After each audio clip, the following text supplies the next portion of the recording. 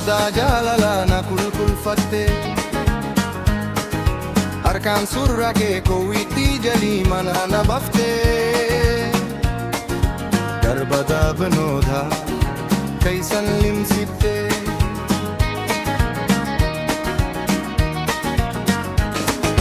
jaalaleetii yatanaa naali baadiiru jaalala wajjii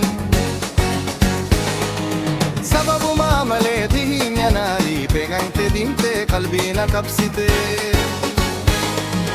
isiira booda na laddoo jalee haadha anaa humaatu jibee gatto kun mankibuumaa hulaa yaada naaloo siif banee dibee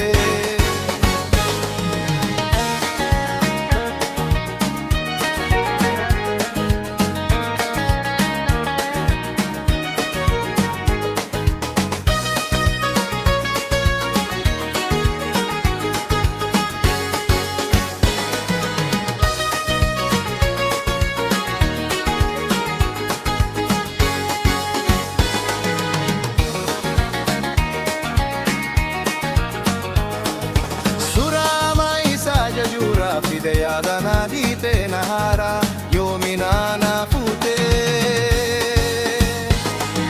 surri dikanni kanii wajjin dhaqii halaala mana fagaatte jaalaleetii yatanaa naali baadiiru jaalala wajjin